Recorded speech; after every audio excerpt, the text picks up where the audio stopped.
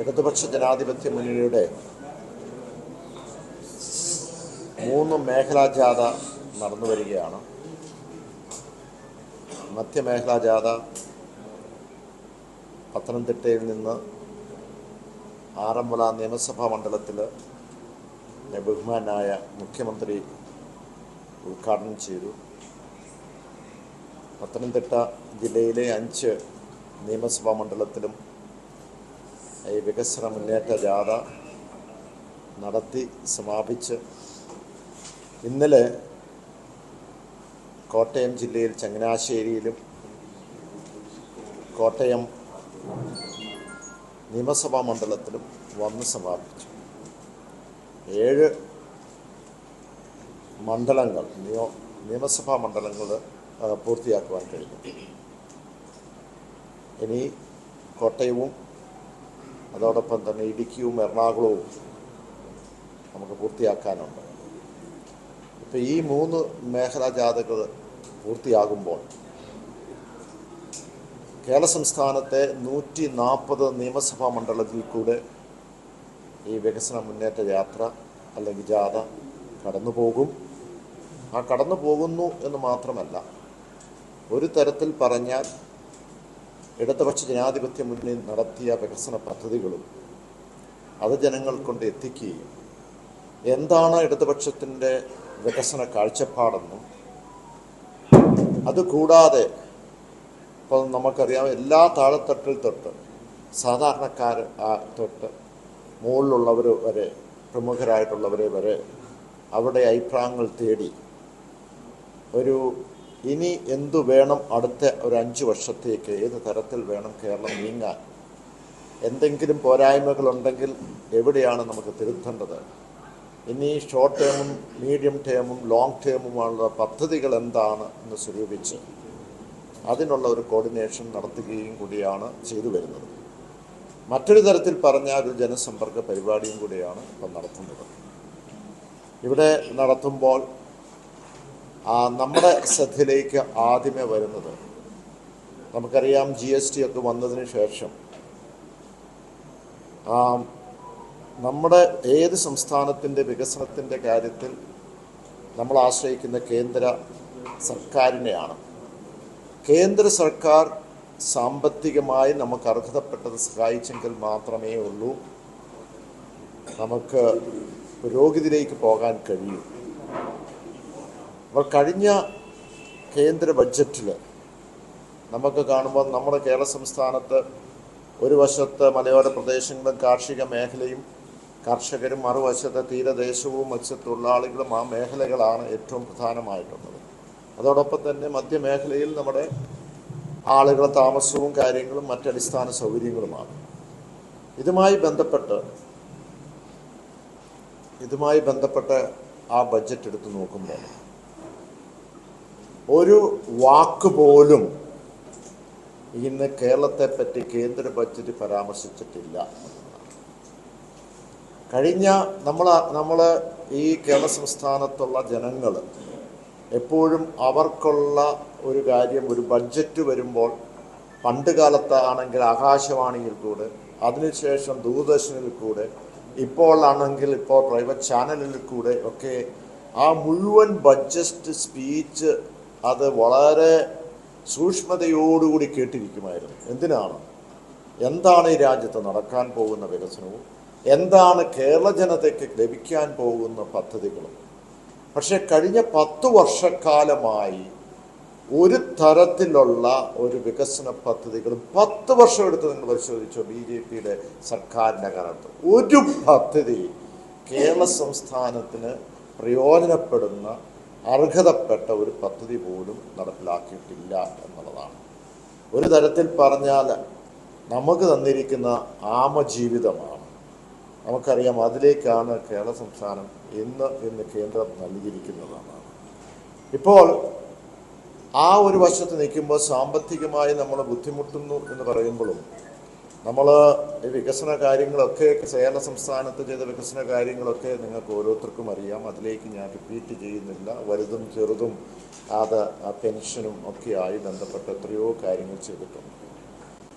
ഏത് സമയത്തും പാർലമെന്റിനകത്ത് പ്രധാനമന്ത്രിയും അതുപോലെ തന്നെ BJP നേതാക്കന്മാരും സംസാരിക്കാൻ പോകുന്നത് this India going to become third economic power in the world in future എന്ന് പറയുന്നു. Economic power in the future, third economic power എന്ന് പറയുമ്പോൾ ഇന്ന് എന്താണ് ഉണ്ടായിരിക്കുന്നത്? ഇന്ന് ഫോറിൻ പോളിസി ആകമാനം നമ്മൾ നോക്കിയ ഒരു ഫെയിലറായിട്ട് മാറിയിരിക്കുന്നു. ട്രംപാണ്, അമേരിക്കയാണ് തീരുമാനിക്കുന്നത് ഇന്ത്യ എന്ത് ചെയ്യണം എന്നുള്ളത്, അല്ലേ? ഇവിടെ ഇന്ത്യ രാജ്യത്തൊരു പെട്രോളിയം മന്ത്രി ഉണ്ടോ? അവരല്ലേ തീരുമാനിക്കേണ്ടത് എവിടുന്ന് പെട്രോള് ഇറക്കുമതി ചെയ്യണം, എന്തൊക്കെയാണ് ആരുമായിട്ട് അലയൻസ് നടത്തുന്നത് എന്നുള്ളത്. അപ്പോൾ ഇപ്പോൾ കണ്ടിരിക്കുന്നത്, കഴിഞ്ഞ ദിവസം ട്രംപ് 9:30 ഒരു മെസ്സേജ് ട്വീറ്റ് ചെയ്യുന്നു, ഇതാ ഗൗരവമായ അല്ലെങ്കിൽ ഏറ്റവും ആനുകൂല്യം നിറയുന്ന ഒരു പദ്ധതി ഇന്ത്യക്ക് സമർപ്പിക്കാൻ പോകുന്നു. എല്ലാവരും ഏറ്റിരുന്ന മന്ത്രിമാരെല്ലാം ഡിക്റ്റേറ്റ് ചെയ്യുകയാണ്. 10:30 അടുത്ത് വരുന്നു, 11 അടുത്ത് വരുന്നു, ഇമ്പോർട്ട് ഡ്യൂട്ടികൾ കുറയ്ക്കുന്നു. എന്നിട്ട് പറയുന്നു അമേരിക്കയിൽ നിന്ന് എണ്ണ എടുക്കാൻ തീരുമാനമെടുത്തു. ആരാ? ഇന്ത്യ. അവർ പറയാ, ഇവിടുത്തെ പെട്രോളിയം മിനിസ്റ്ററോ പ്രധാനമന്ത്രിയോ അല്ല പറയുന്നത്. വെനിസ്വലയിൽ നിന്ന് എടുക്കാൻ പോകുന്നു. ഇപ്പോൾ അമേരിക്കയ്ക്ക് കീഴടങ്ങി ഇന്ന് ഇന്ത്യ നിൽക്കുന്നു എന്ന് പറയുമ്പോൾ എവിടുത്തെ എക്കണോമിക് പവറിൻ്റെ കാര്യത്തിലാണ് പറയുന്നത്?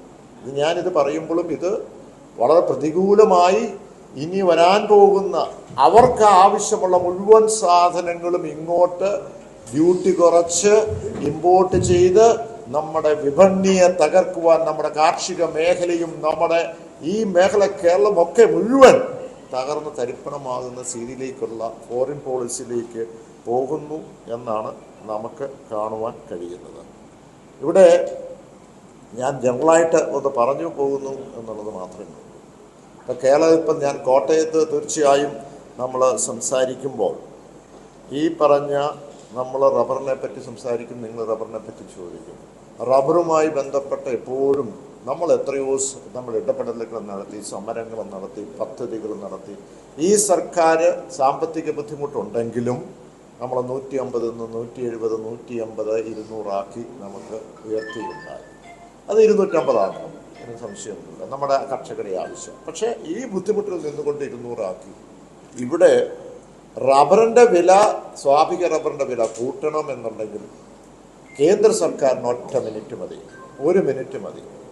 അത് ഒന്ന്, ഇതുമായി ബന്ധപ്പെട്ട് ഇറക്കുമതി ചെയ്യുമ്പോൾ ആ ഇറക്കുമതി ചുങ്കത്തിൽ നിന്ന് ലഭിക്കുന്ന ഒരു വരുമാനമുണ്ട്.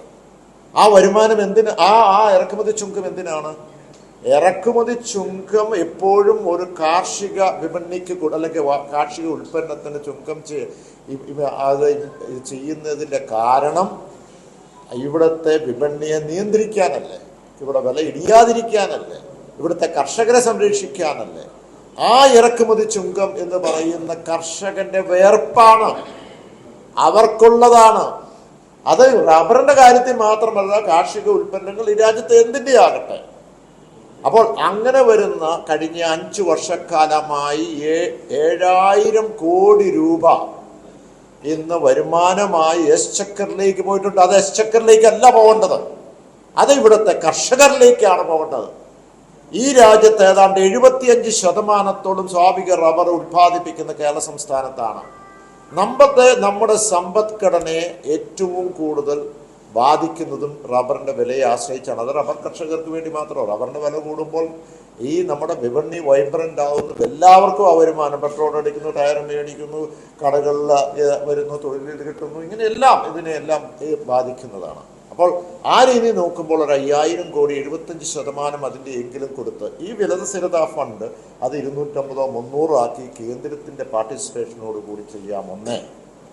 2, പ്രധാനമായി ഞാൻ 1 മിനിറ്റ് എന്ന് പറയുന്നത്, നമുക്കറിയാം ഈ പറയുന്ന ഇമ്പോർട്ട് ഡ്യൂട്ടി നമുക്ക് കൂട്ടിയെങ്കിൽ അത് തീർച്ചയായും ഈ പറയുന്ന നമ്മുടെ ഇറക്കുമതി കുറയ്ക്കുവാൻ കഴിയും. അതവർ ചെയ്തിട്ടുണ്ടല്ലോ. ഇന്ന് കൊമേഴ്ഷ്യൽ പ്രോഡക്റ്റ് ആയിരുന്ന ജൂട്ട് അഗ്രികൾച്ചർ പ്രോഡക്റ്റ് ആയിട്ട് അതിനെ ഡിക്ലെയർ ചെയ്യുകയും ഇമ്പോർട്ട് ഡ്യൂട്ടി കൂട്ടുകയും ചെയ്തു. പക്ഷെ ഒരു കാര്യം നമ്മൾ ഇപ്പോൾ കഴിഞ്ഞ 10 വർഷക്കാലം കൊണ്ട് എന്താണ് നമ്മൾ കേരള സംസ്ഥാനത്ത് കണ്ടിരിക്കുന്ന റബ്ബർ ബോർഡ്, റബ്ബർ ആക്ട് തന്നെ ഏറ്റവും ആദ്യമേ ഇന്ത്യ രാജ്യത്ത് നടത്തിയ ഒരു ബില്ലാണ് റബ്ബർ ആക്ട്. ആ റബ്ബർ ആക്ട് എത്രയോ 60 വർഷം 70 വർഷമായി. ആ റബ്ബർ ആക്ട് രൂപപ്പെടുത്തിയത് അല്ലെങ്കിൽ എനാക്ട് ചെയ്തത് ഒരു സ്ട്രാറ്റജിക് ആയിട്ടുള്ള ഒരു പ്രോഡക്റ്റ് ആയതുകൊണ്ട് ആർമിയിലും ഒക്കെ ഡിഫൻസിലൊക്കെ ഉപയോഗിക്കുന്ന റബ്ബറാണ്. അതുകൊണ്ട് തന്നെയാണ്. അപ്പോൾ അങ്ങനെയുള്ള ആ പ്രോഡക്റ്റിൻ്റെ ഏറ്റവും വലിയ വിപണി എന്ന് പറയുന്നത് കേരള സംസ്ഥാനമായിരുന്നു. പക്ഷെ കഴിഞ്ഞ 5 വർഷക്കാലം കൊണ്ട് അത് പുറത്തെ നോർത്ത് ഈസ്റ്റിലേക്ക് ഷിഫ്റ്റ് ചെയ്ത് നമ്മൾ അവിടെ കാണുന്നുണ്ട്. അവിടെ വ്യാപകമായ കൃഷിയൊക്കെ നടന്നോട്ടെ, പക്ഷേ അതിൻ്റെ വിപണി തന്നെ ഇന്ന് അതിൻ്റെ മാർക്കറ്റ് തന്നെ അതർത്തിലേക്കും ത്രിപുരയിലേക്കും കൊണ്ട് എത്തിക്കുന്നു. എന്തുകൊണ്ടാണ് എന്ന് ചോദിച്ചാൽ, ഇന്ന് ലോജിസ്റ്റിക് വർക്കൗട്ട് ചെയ്യുമ്പോൾ ട്രാൻസ്പോർട്ട് കോസ്റ്റ് ഇവിടെ നിന്ന് കൂടുതൽ വരുന്നു. അവിടെ നിന്നാകുമ്പോൾ ആ പ്രൊഡക്ഷൻ അവിടെ വന്നു കഴിയുമ്പോൾ മാനുഫാക്ചർ കൽക്കട്ടയിലേക്കും മഹാരാഷ്ട്രയിലേക്കൊക്കെ കൊണ്ടുപോകാനായിട്ട് എളുപ്പം വരുന്നു, കുറച്ചുകൂടെ ചീപ്പറായിട്ട് വരുന്നു എന്നുള്ളത് മറ്റൊരു കാര്യമാണ്. പക്ഷേ ഇത് പറയുമ്പോഴും ഏറ്റവും പ്രധാനമായിട്ടുള്ളത് ഈ പറയുന്ന ഇമ്പോർട്ട് ഡ്യൂട്ടി ഇത് തുടക്കം കുറിച്ചിരിക്കുന്നത് ഒരു തരത്തിൽ പറഞ്ഞാൽ അത് UPA സർക്കാരിൻ്റെ കാലത്ത് ഞങ്ങളും ഉണ്ടായിരുന്നു. പക്ഷേ അവിടെ ഏറ്റവും സ്വാധീനമുള്ള രാഷ്ട്രീയ പ്രസ്ഥാനങ്ങൾ അവിടെ ലിബറൈസ് ചെയ്തു, ഇമ്പോർട്ട് ഡ്യൂട്ടി കുറച്ചു, ഇങ്ങോട്ട് ഇമ്പോർട്ട് കൂടുതലായി വന്നു. അപ്പോൾ ആ രീതിയിൽ നമ്മുടെ റബ്ബറുമായി ബന്ധപ്പെട്ടുള്ള വിഷയം ഇപ്പോൾ ആളിക്കത്തി നിൽക്കുകയാണ്. ഇപ്പം നമുക്ക് കുറച്ച് രൂപയൊക്കെ ഉണ്ടെങ്കിലും നമുക്ക് ആശ്വാസകരമായി മുന്നോട്ട് പോകാൻ കഴിയുന്നില്ല എന്നുള്ളതാണ് നമുക്ക് പറയാനുള്ളത്.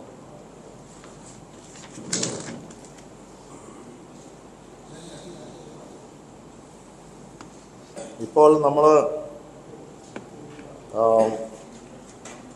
അങ്ങോട്ടും ഇങ്ങോട്ടുമൊക്കെ ഈ വികസനത്തിൻ്റെ കാര്യങ്ങൾ സംസാരിക്കുമ്പോൾ ഞാൻ കാണുന്നത് UDFും BJPയും ഒരേ വികസന വിരുദ്ധ തൂവൽ പക്ഷികളായിട്ടാണ് കാണുന്നത്. കാരണം ഒരു പൊളിറ്റിക്കൽ ഗെയിൻ, ഞാൻ എപ്പോഴും പറയുന്നുണ്ട്, ഒരു പൊളിറ്റിക്കൽ ഗെയിൻ ഉണ്ടെങ്കിൽ മാത്രമേ ഉള്ളൂ ഇന്ന് കേരള സംസ്ഥാനത്തിൻ്റെ വികസനത്തിനോടൊപ്പം പദ്ധതികളോടൊപ്പം ഇവർ യോജിച്ച് നിൽക്കുകയുള്ളൂ എന്നുള്ളതാണ്. പല നിയമങ്ങളും പല പദ്ധതികളും കേന്ദ്രം കേരളത്തിന് എയിംസ് ഉൾപ്പെടെയുള്ളത് തരാത്തത്. എയിംസിൻ്റെ കാര്യത്തിൽ ഞാൻ ജസ്റ്റ് ഒന്ന് പരാമർശിച്ച് പോയിക്കോട്ടെ. ഞാൻ ഈ പറയുന്ന BJP ഭരണത്തിൽ വന്നപ്പോൾ ഏറ്റവും ആദ്യമേ കോട്ടയത്തൊരു എയിംസ് വേണമെന്ന് നമുക്കറിയാം. ലോക്സഭയിലായിരുന്നപ്പോഴും ഇപ്പോഴും വിവിധ നമ്മുടെ എഡ്യൂക്കേഷൻ ഇൻസ്റ്റിറ്റ്യൂഷൻസ് ഞങ്ങൾക്ക് കൊണ്ടുവരാൻ കഴിഞ്ഞു. ഒന്ന് IIITയും ഇത് നിങ്ങളുടെ പറയുന്നത് പോലെ ജേർണലിസവുമായി ബന്ധപ്പെട്ട ഇൻസ്റ്റിറ്റ്യൂട്ട് ഓഫ് മാസ് കമ്മ്യൂണിക്കേഷനും അതോടൊപ്പം സയൻസ് സിറ്റിയും ഇൻസ്റ്റിറ്റ്യൂട്ട് ഓഫ് ഹോട്ടൽ മാനേജ്മെൻറ്റുമൊക്കെ. അപ്പോൾ നമ്മുടെ ഒരു ആഗ്രഹം എയിംസ് ഇങ്ങോട്ട് കൊണ്ടുവരണമെന്നാണ്. അതിനുവേണ്ടി അവർ സ്ഥലം, ഞാൻ അന്ന് ഹർഷവർദ്ധനായിരുന്നു അന്ന് ആരോഗ്യ വകുപ്പ് മന്ത്രി. ആദ്യത്തെ ഇവരുടെ മന്ത്രിസഭയിൽ ഏറ്റവും ആദ്യമേ ഞാൻ ചെന്നു, പ്രോജക്റ്റ് റിപ്പോർട്ട് കൊടുത്തു, സ്ഥലം വേണമെന്ന് പറഞ്ഞു. അവൾ മെഡിക്കൽ കോളേജിൻ്റെ പുറകിലുള്ള ഒരു വില്ലേജ് ഓഫീസറിനെ കൊണ്ട് റിട്ടയർ കൊണ്ടുകൊണ്ട് സ്ഥലം ഞാൻ കണ്ടെത്തി. അവിടെ ഏതാണ്ട് ഒരു 100 ഏക്കർ അടുത്തോളം അവിടെ കുറച്ച് സ്ഥലം മെഡിക്കൽ കോളേജിൽ തന്നെ വെറുതെ വേസ്റ്റായിട്ട് ഇലയൊക്കെ കിടപ്പുണ്ട്. അപ്പോൾ അതെല്ലാം അവിടെ കൂട്ടിക്കൊണ്ട് സബ്മിറ്റ് ചെയ്തപ്പോൾ എന്നോട് പേഴ്സണലായിട്ട് പറഞ്ഞു അത് കേരളത്തിലേക്ക് തരും. എങ്ങോട്ടാണെന്ന് പാർലമെൻറ്റിൽ പറഞ്ഞില്ലെങ്കിലും പേഴ്സണലായിട്ട് പറഞ്ഞ് നമുക്ക് നോക്കാം. നല്ലൊരു മനുഷ്യനായിരുന്നു. അപ്പോൾ അത് കഴിഞ്ഞതിന് ശേഷം അദ്ദേഹം പറഞ്ഞു ഇതൊക്കെ റെഡി, എല്ലാം പേപ്പറും കരണ്ടും സ്കെച്ചും എല്ലാം കൊടുത്തു കഴിഞ്ഞപ്പോൾ പിന്നെ ഞാൻ പോയപ്പോൾ പറഞ്ഞു അതൊന്ന് വരട്ടെ എന്ന് പറഞ്ഞു. ഞാൻ പറഞ്ഞു എന്തുകൊണ്ടാണ് അത് അനൗൺസ് ചെയ്യാത്തത്? അപ്പോൾ പറഞ്ഞു അത് നിങ്ങൾക്ക് സ്ഥലം 100 ഏക്കറല്ലേ ഉള്ളൂ, അപ്പോൾ അതല്ല ഒരു 200 ഏക്കർ വേണ്ടി വരും എന്ന് പറഞ്ഞു. അപ്പോൾ എനിക്ക് കാര്യം മനസ്സിലായി, ആദ്യമേ എത്രയും മതി. അപ്പോൾ ഞാൻ റിസർച്ച് നടത്തി നോക്കിയപ്പോൾ ഭുവനേശ്വറിൽ അവിടെ എയിംസ് ഉള്ളത് 90-99 ഏക്കറിലുണ്ട്. ഞാൻ പറഞ്ഞു ഇത് പോയി പറഞ്ഞു.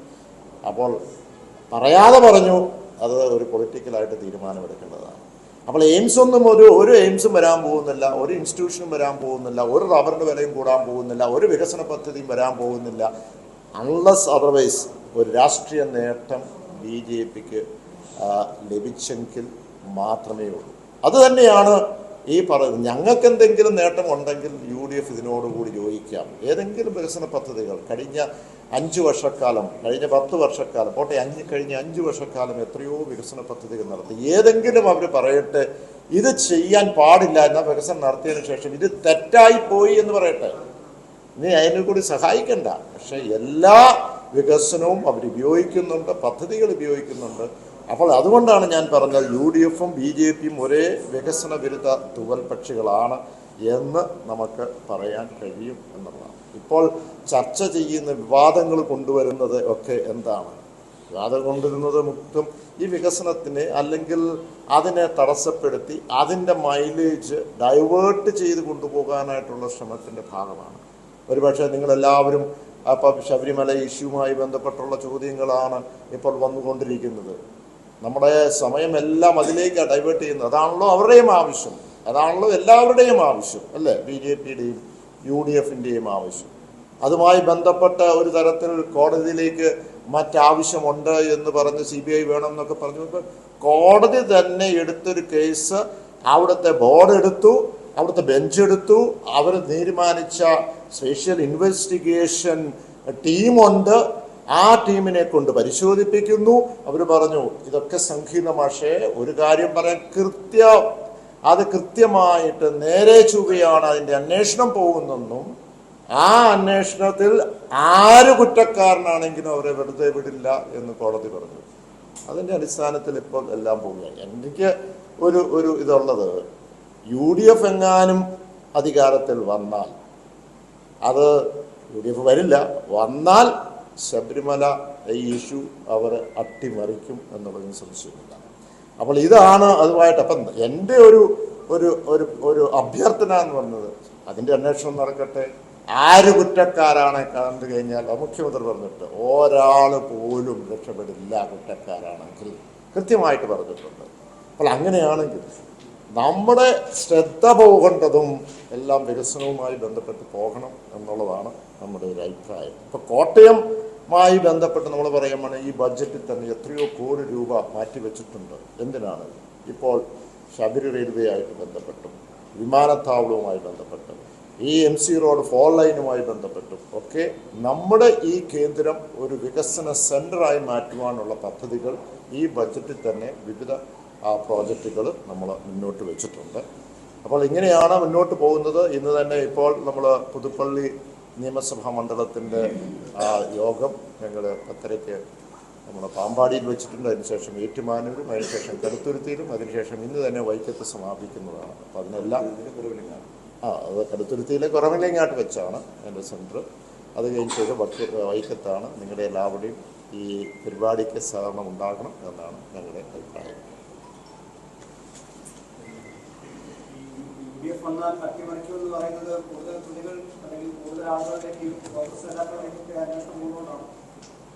അല്ല, ഇപ്പം കാണുന്നത് വളരെയധികം നേതാക്കളുടെ പേര് ചോദ്യത്തിന് ക്യൂ നിൽക്കുകയാണെന്ന് കേൾക്കുന്നു. ഈ അടൂർ പ്രകാശിനെ ഈ കേസുമായി ബന്ധപ്പെട്ടുകൊണ്ട് ചോദ്യം ചെയ്തിട്ടുണ്ട്. അടൂർ പ്രകാശിനെ എന്തടിസ്ഥാനത്തിലാണ് ചോദ്യം ചെയ്തതെന്നുള്ളതാണ് കോൺഗ്രസ് കേന്ദ്രം കൂടി ഉയർത്തുന്നത്.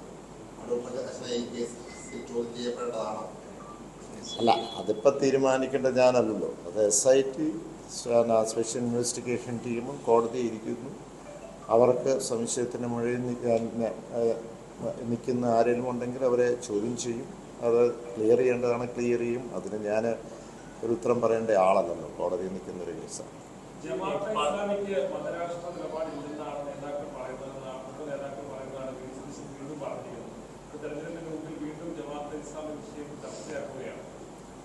ഞാൻ ഇന്ന ആളോ ഇന്ന ഇതാ ഒരു സമുദായം എന്നുള്ള രീതിയിലല്ല. പക്ഷേ കേരള സംസ്ഥാനത്ത് കഴിഞ്ഞ 10 വർഷക്കാലമായി ഞാൻ കഴിഞ്ഞ ദിവസം പറഞ്ഞു, നമുക്കെന്ത് വികസനമുണ്ടായാലും ആ വികസനത്തിനോടൊപ്പം അവിടെ ഒരു സമാധാനമില്ലാത്തൊരു സ്ഥലമായി മാറിയാൽ, ഒരു സംഘർഷമുള്ള സ്ഥലമായി മാറിയാൽ, എന്തിന് നമ്മുടെ കുടുംബത്തിൽ പോലും എത്ര പണമുണ്ട്, എത്ര വികസനമുണ്ടെന്ന് പറഞ്ഞിട്ട് അവിടെ ഒരു സംഘർഷം അല്ലെങ്കിൽ സമാധാനമില്ലെങ്കിൽ ഒരു കാര്യമില്ല.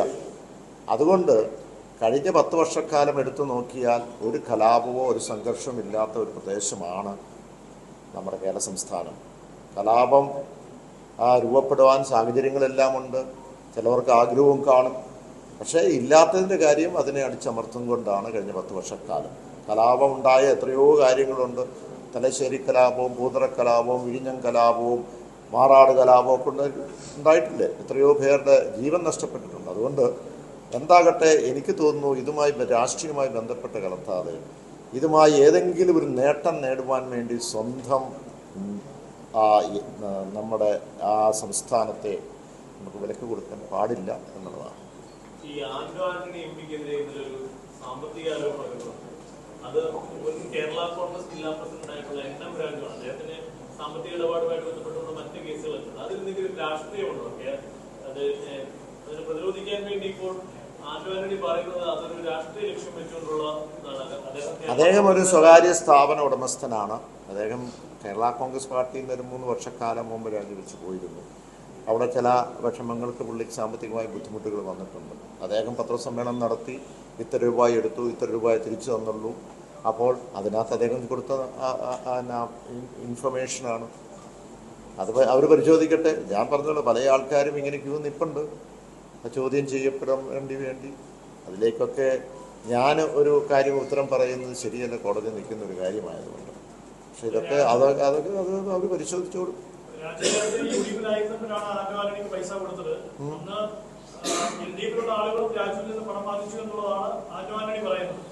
ആയിക്കോട്ടെ, എല്ലാം പരിശോധിച്ചോട്ടെ.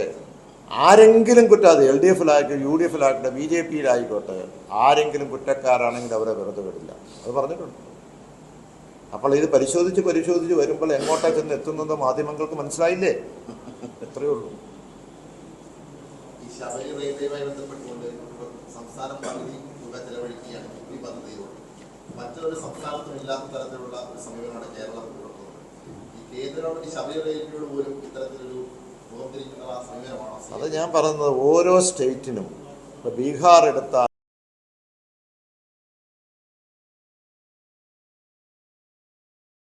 എടുത്താലും അവരോടുള്ള സമീപനമല്ല.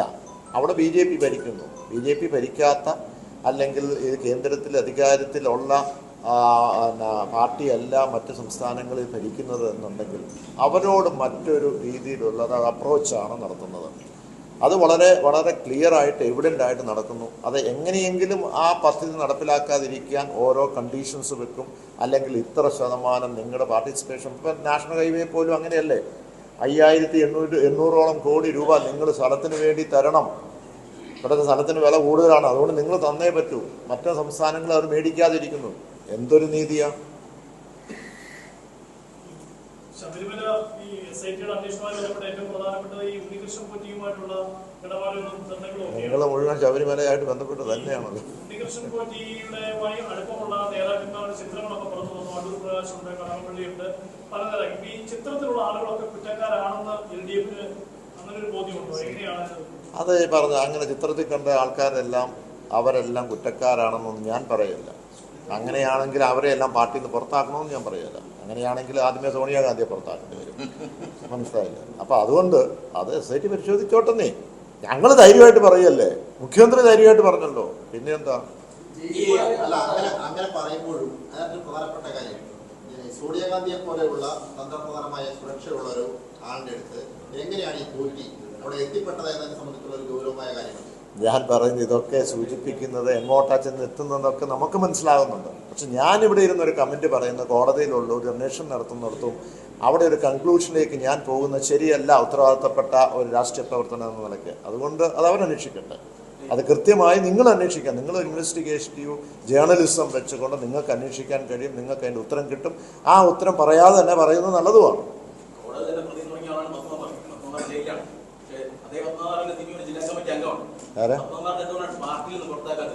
ഞാൻ പറഞ്ഞല്ലോ, അത് കൃത്യമായി അതിന് ഉത്തരവാദിത്തപ്പെട്ട നേതൃത്വം പറഞ്ഞല്ലോ. കുറ്റക്കാരാണ് എന്ന് കണ്ടു കഴിഞ്ഞാൽ എല്ലാ നടപടിയും ഉണ്ട്. ഇതിനകത്തെല്ലാം ഉണ്ടല്ലോ. ഈ കടകംപള്ളി സുരേന്ദ്രൻ ആദ്യം പറഞ്ഞു ഉണ്ണികൃഷ്ണൻ പോറ്റി എനിക്ക് അറിയില്ല. അത് കഴിഞ്ഞ് കടകംപള്ളിയുമായി ബന്ധപ്പെട്ട ഫോട്ടോ പുറത്തു വരുന്നു. അപ്പൊ പറയും ഞാൻ ഒരു തവണ അദ്ദേഹത്തിന്റെ വീട്ടിൽ പോയിട്ടുണ്ടെന്ന് പറഞ്ഞു. ആകെ ഒരു തവണ മാത്രമേ ഇത് ഒരാൾ കണ്ടു അല്ലെങ്കിൽ ഒരാൾ ഫോട്ടോ എടുത്തു എന്ന് പറഞ്ഞു കഴിഞ്ഞാൽ ഉടനെ തന്നെ ബന്ധപ്പെട്ടു എന്നുള്ളതല്ലല്ലോ. ഈ കടകംപള്ളി പറയുന്ന വാദങ്ങളാണ് പ്രശ്നം. ആദ്യം പറയും കണ്ടിട്ടില്ല, അത് അന്വേഷിക്കട്ടെ. ഒരു തവണ കണ്ടു എന്ന് പറഞ്ഞു.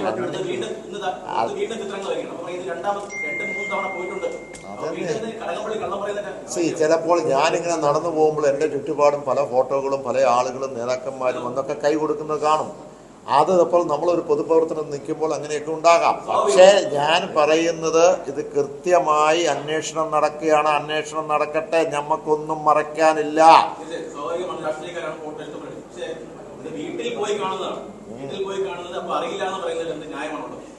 വീട്ടിൽ പോയി കാണുന്ന അന്ന് ചിലപ്പോൾ പോറ്റി കുറ്റക്കാരനെന്ന് അറിഞ്ഞു കാണിയല്ല. അറിയില്ല, പക്ഷെ ആദ്യം തന്നെ പറയൂടെ, പോറ്റി എനിക്ക് അറിയാമെന്ന് പറഞ്ഞാൽ പോലെ. കടകംപള്ളിയുടെ ആദ്യത്തെ വാദം എനിക്ക് പോറ്റി അറിയില്ല. ആയിക്കോട്ടെ, അത് അന്വേഷിക്കട്ടെ. ആന്റോ പറഞ്ഞു 13 കണ്ടെന്ന് പറഞ്ഞു, അടൂർ പ്രകാശ് പറഞ്ഞു 19 കണ്ടെന്ന്.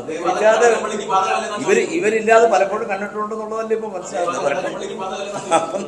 അങ്ങനെ പല കേസുകൾ കഴിഞ്ഞ പ്രാവശ്യം നമ്മൾ കണ്ടു. അവിടുന്ന് പിന്നെ കഴിഞ്ഞ തെരഞ്ഞെടുപ്പിന്റെ 2021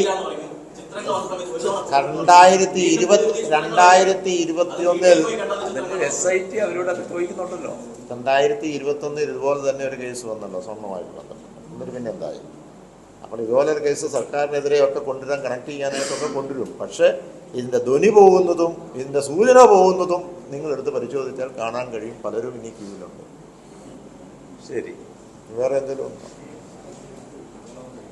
ജോസഫ് ഗ്രൂപ്പ് ക്ഷണം നിരസിച്ചിട്ടുണ്ട്. ജോസഫ് ഗ്രൂപ്പ് ക്ഷണം നിരസിച്ചിട്ടുണ്ട്.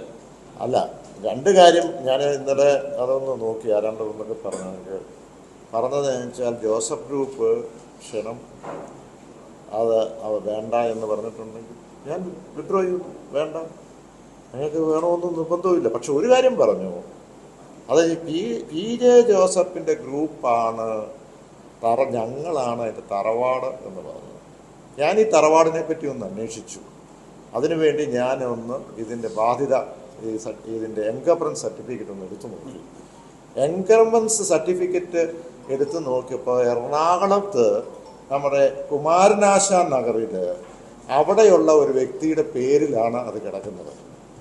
അദ്ദേഹം ഇടയ്ക്കൊക്കെ കറുത്ത ഉടുപ്പൊക്കെ ഇട്ട് വരാറുമുണ്ട്. അപ്പോൾ ഇവർ അന്യസംസ്ഥാന ആൾക്കാരാണോ ഇപ്പോൾ ഇത് ഏറ്റെടുത്തിരിക്കുന്നത് എനിക്കറിഞ്ഞുകൂടാ. തറവാട് ഏതൊക്കെയാലും അത് കുമാരനാശാൻ നഗറിലുള്ള ഒരു വ്യക്തിയുടെ പേരിലാണ്. അത് പിന്നെ നാളെ അവർക്ക് സംശയം ഉണ്ടെങ്കിൽ എന്നോട് ചോദിച്ചാൽ നാളെ ഞാൻ ഉത്തരവും പറയാം.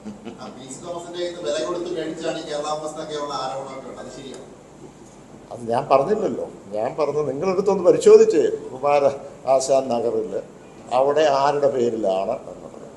അപ്പം അറിയാൻ പറ്റും ഇതിൻ്റെ ആധാരമെടുത്ത് നോക്കുമ്പോൾ എവിടെയാണ് ഇതിൻ്റെ തറവാട് എന്ന്. അല്ല, അവരവിടെ പറഞ്ഞു തറവാട് എന്ന് പറയുന്ന കേരള കോൺഗ്രസ് തറവാട് PJ ജോസഫിൻ്റെ ആണെന്നാണ് പറഞ്ഞത്. ഞാനുള്ള ഉത്തരം പറഞ്ഞു.